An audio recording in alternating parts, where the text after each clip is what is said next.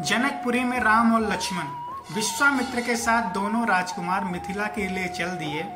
सिद्धाश्रम के अनेक अन्य ऋषि भी साथ में थे। विश्वामित्र तरह तरह की पौराणिक कथा सुनाते जाते। नए स्थानों और वनों में श्री राम उनसे पूछते और मुनि बड़े प्रेम से उनकी कथा बताते। सोन नदी को पार कर वे सब एक बड़े सुंदर प्रदेश में पहुंचे। वहां बड़े सुहावन वन थे। श्री राम ने उन देश के बारे में मुनि से पूछा। विश्वामित्र ने बताया कि यह मेरा ही देश है। बहुत पहले मैं यहाँ का राजा था। इसी प्रसंग में उन्होंने अपनी वंशावली भी राम लक्ष्मण को बताई। रात को विश्राम के वे फिर आगे बढ़े। विश्वामित्र ने गंगा की उत्पत्ति, पार्वती की कथा और स्वामी कार्तिक के जन्म की कहानी राम लक्ष्मण को मार्ग में सुनाई। जब वे मिथिला के निकट पहुंचे तो नगर के बाहर उन्हें एक सूना सा आश्रम दिखाई पड़ा। श्री राम ने उसके विषय में जानना चाहा।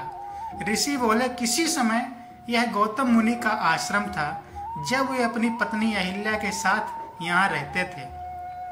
तब इसकी शोभा अद्भुत थी। एक दिन बड़ी दुखद घटना हुई। एक रात को सवेरा हो जाने के भ्रम में जब गौतम ऋषि गंगा स्नान को गए तो ऋषि के भेष में इंद्र आश्रम में घुस आया। जब वह आश्रम से निकल रहा था, उसी समय महर्षि गौतम आ पहुंचे। इंद्र को देखकर उन्हें क्रोध आ गया। उसे कठोर श्राप दिए तथा उन्होंने अहिल्या का भी त्याग कर दिया। अब वह पत्थर की मूर्ति की तरह रहती है, मन में राम राम कहती हुई दिन काट रही है। यह कथा सुनकर राम को अहिल्या पर दया आई। राम ने बढ़कर ऋषि पत्नी के पैर छुए। राम का स्पर्श पाते ही अहिल्या शाप मुक्त हो गई। वह पहले की तरह सुंदर भी हो गई। गौतम ऋषि ने भी अहिल्या को सहर्ष स्वीकार कर लिया। इस घटना से राम का यश और फैल गया। राजा जनक को विश्वामित्र के आने का समाचार मिला। वे शतानंद तथा अन्य ऋषियों को लेकर स्वागत करने के लिए नगर के बाहर आए। आते ही उन्होंने मुनि को अंदर के साथ प्रणाम किया और कुशल समाचार पूछा। जब उनकी दृष्टि राम लक्ष्मण की ओर गई, तब राजा जनक की आंखें खुली की खुली रह गई। उन्होंने विश्वामित्र जी से पूछा, यह सुंदर बालक कौन है? किसी राजकुल के भूषण हैं अथवा साक्षात भगवान हैं? मेरे सहज विरागी मन भी इन्हें देखकर इनकी ओर खींचा चला जा रहा है। विश्वामित्र ने कहा, महाराज, आपका कहना ठीक ही है। ये कौशल नरेश महाराज दशरथ के पुत्र हैं।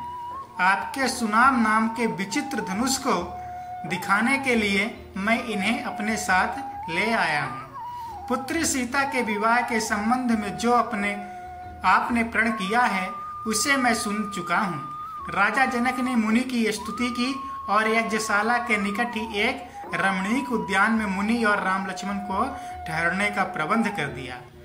ते ही क्षण राम मध्य धनु तोरा, भरे भुवन धुन घोर कठोरा। अगले दिन गुरु विश्वामित्र के साथ राम लक्ष्मण यज्ञशाला में गए। राजा ने उन्हें एक ऊंचे आसन पर बैठाया। विश्वामित्र ऋषि ने जब फिर धनुष की बात छेड़ी, तब जनक ने सेवकों को बुलाकर धनुष ले आने की आज्ञा दी। यह धनुष लोहे के 8 पहियों वाले एक बड़े संद्रिक में रखा था। उसे खींचकर जब सेवक ले आए, तब राजा जनक बोले, मुनिवर, यह शंकर जी का धनुष है।